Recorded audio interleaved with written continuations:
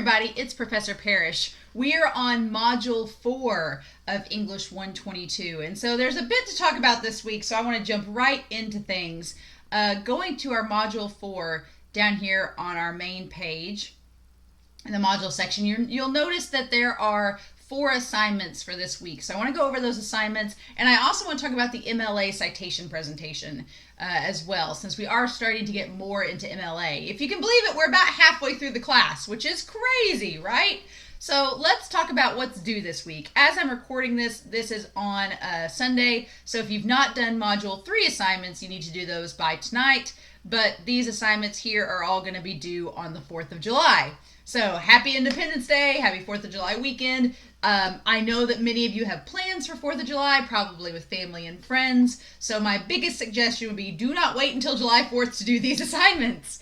Go ahead and do them early and get them done so that you can enjoy your weekend. I know that doesn't work for everybody, but go ahead and get your assignments done this week so that you can enjoy your weekend and you don't have to worry about things.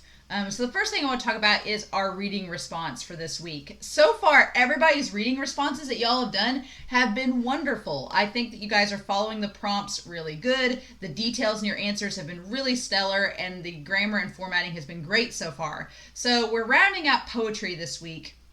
And so in the reading response, what you're going to do is choose, like what we did for reading response number 3, you're going to pick 4 poems again, only this time from chapters 21 through 28. And what I want you to do is, with those poems, tell me why you chose those 4 poems, what terminology were they based off of, which term fits each poem best and why, and which was your favorite, why or why not. And which did you like the least, why. And then obviously they're a page in length and 12-point font. So it's pretty much the same as reading response 3. You're just picking different poems from different sections with different terms to talk about. But you guys have done really good on the reading responses so far, so I feel like y'all have a good idea of what to do. The paper 2 draft is due by Sunday, July 4th. As with paper 1, as long as you turn in a draft on time, you will get a chance to revise it. So the revisions are going to be due July 18th, so you'll have plenty of time to revise it as long as you turn that draft in. So whether you're done or not, by July 4th, you need to turn something in. If you don't turn in a paper, you will get a 0 and you cannot revise it. And these papers are a good chunk of your grade. So turn in something, anything, and then you'll get a chance to revise it. But it has to be turned in on time. Please make sure that you turn them in one of these 4 formats. I know some of you may have MacBooks, but it has to be in a PDF, rich text format, or doc file. I won't accept any other files because I can't open them. So just be aware of that. And so that is your paper 2 assignment.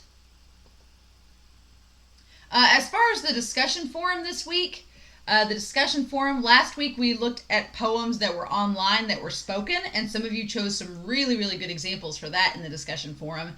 This week we're going to do something very similar, but a little bit different. We're going to talk about slam poetry. And I don't know how much you guys know about slam poetry, but it is very performative. It's like taking spoken poetry up a notch in intensity and in performance and expectations. And it often involves audience interactions, which I think is pretty cool.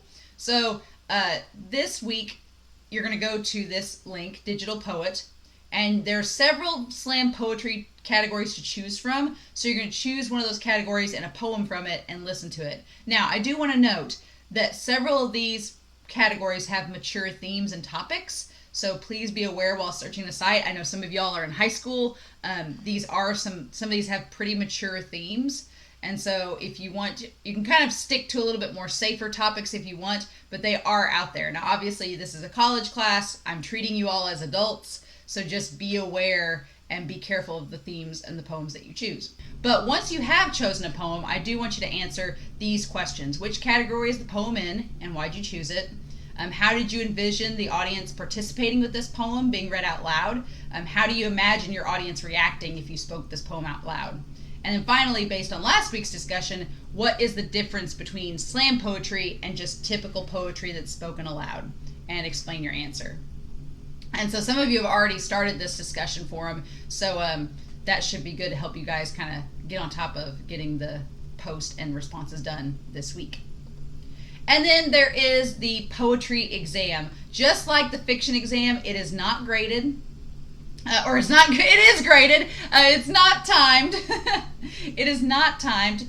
You can take as long as you want on it, and I'll show you guys kind of what the quiz looks like. It's very, very easy. There's only 5 questions. It's just there's a matching section. There is a part where you define and explain 2 terms.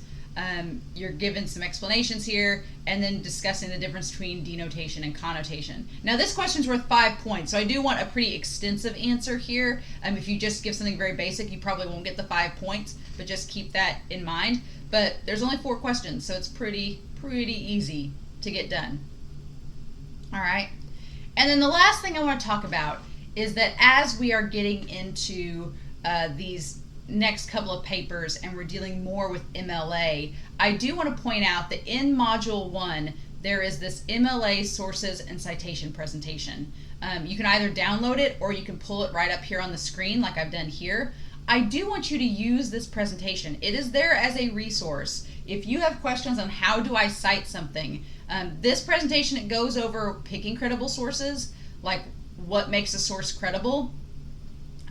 If your source has bias, what do you do with that? Cite credibility. Do not use Wikipedia or any wikis or ask or about.com sites. Don't use those. They're just, one, anybody can edit those sites, and so the information is not always reliable. But 2, they're just collection of sources. They're not an actual source. They're just a collection of sources. So if you want to go to Wikipedia and go to the bottom of the screen and see where the actual source is and cite those, absolutely. But I will take off on your papers if you use a wiki site. I will take off because they're not sources. They're just collection of sources. They're just databases. So just keep that in mind.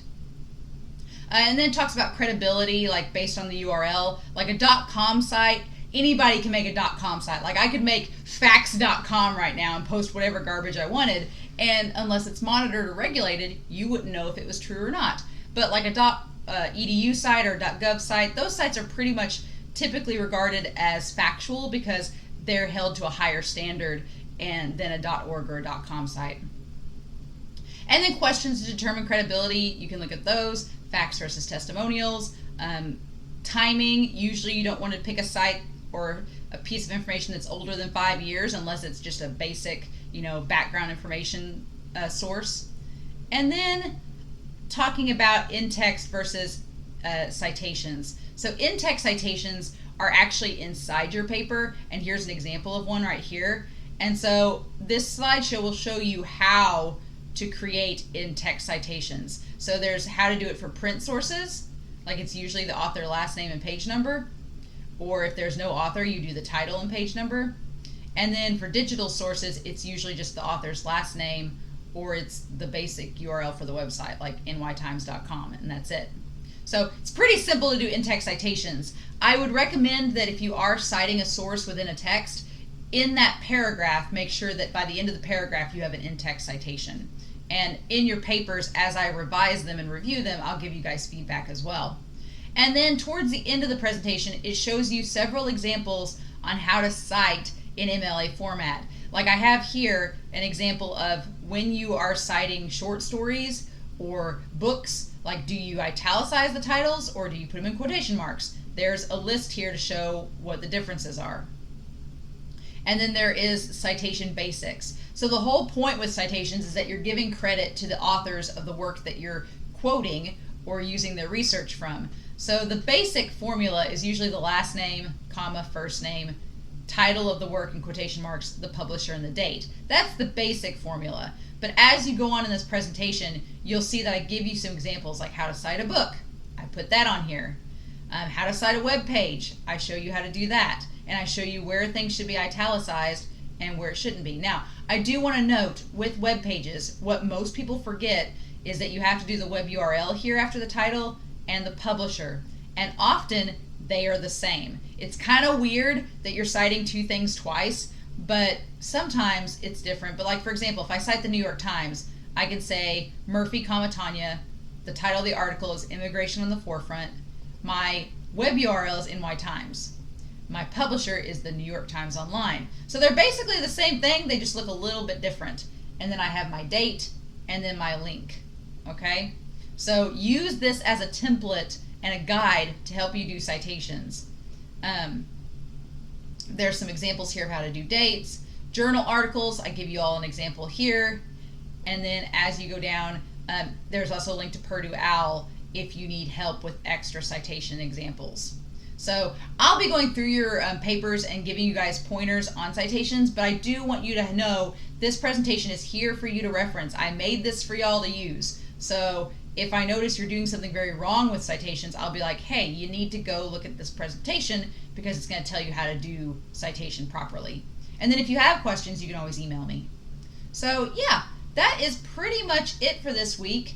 Like I said, don't wait until the last minute to do this week's work because I know many of you have 4th of July plans and are traveling or going and hanging out with friends and family, especially now that we've had several restrictions, taken off from COVID. So just be sure to get stuff done on time. I am not accepting late assignments. So do your work early or get it done by Sunday night. All right? If you have any questions, please let me know. But otherwise, I hope you all have a wonderful week. Please stay safe, take care, and I'll talk to you all again real soon. Bye.